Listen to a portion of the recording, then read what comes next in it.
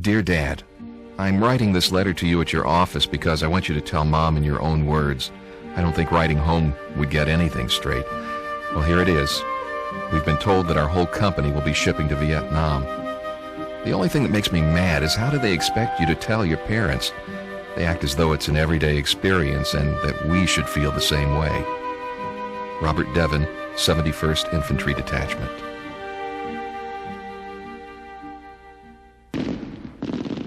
By 1960, Viet Cong insurgency in South Vietnam began to grow at an increasing rate. The Viet Cong were battle-hardened veterans. Some had fought this type of war on the same ground against both the Japanese and later the French colonial army. For U.S. forces, this is going to be a very different war from the one they spent a decade training for. We were now in Vietnam. It was a counterinsurgency. The enemy was hidden. The enemy didn't fight from fixed installations. The enemy didn't wear uniforms. The enemy fought at night. The American forces didn't fight at night. All of the things that we had been taught about fighting an enemy that was on a European battlefild, particularly for an armor officer, it didn't work in Vietnam. But there was one group of U.S. warriors ready for the coming fight. Part of the groundswell within the Kennedy administration is over this new notion of counterinsurgency.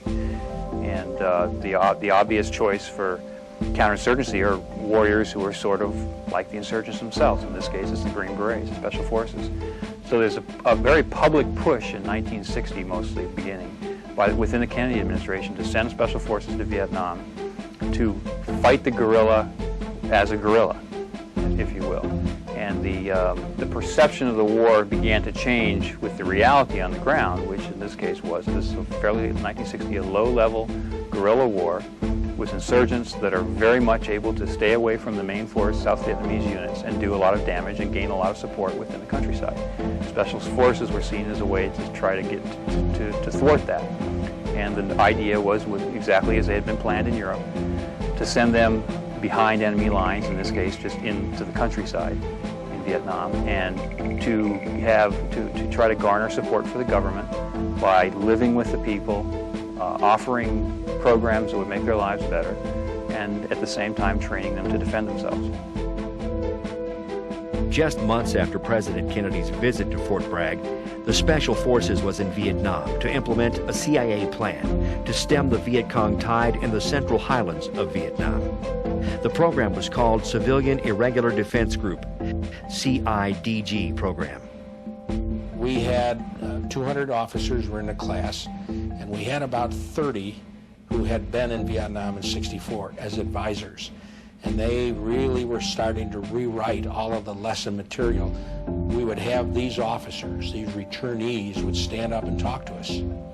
So that it was because everybody was going to go to Vietnam in '66. Anybody that hadn't been was going to go. So as an aviator, I knew I would go over and fly, and so it was very important that we learned as much as we could from these fellas that had returned about life in Vietnam. There were no books. The goal of this operation was to deny the VC access to food, supplies, recruits, and intelligence. They hoped to block the North Vietnamese Army, NVA, access to Vietnam from the Ho Chi Minh Trail. This was the rejected agency proposal from Laos. The highlands were inhabited primarily by an assortment of minority groups and primitive tribes, collectively called Montagnards, mountain people. The Vietnamese people thought they were savages and held the Montagnards in great contempt. This distrust would hinder counterinsurgency in the highlands, which is exactly what the CIA intended to do. In the beginning, I think is the early 60s, part of the mission of the Green Berets was, to go to the hills, to meet with these tribes, and to try to convince them to support the government of South Vietnam. But as you approach the Montagnards and you talk to them about the government, they would say, what government? You mean that guy who comes and steals my water buffalo? Taxes. The Montagnards had seen too much of it, the VC running through. And They were largely, like so many people in Vietnam, victimized by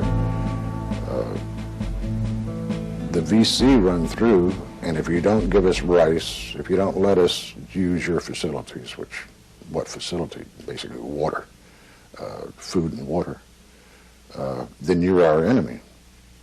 Well, then the RVNs come in, the South Vietnamese army comes in and sees that, and even the American army comes in and sees that, and they're suddenly guilty of harboring the enemy.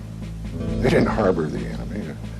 Same thing we learned later in years in El Salvador and in Central America. The peasants were victimized by the war like that. But the Montagnards were especially strong people. Like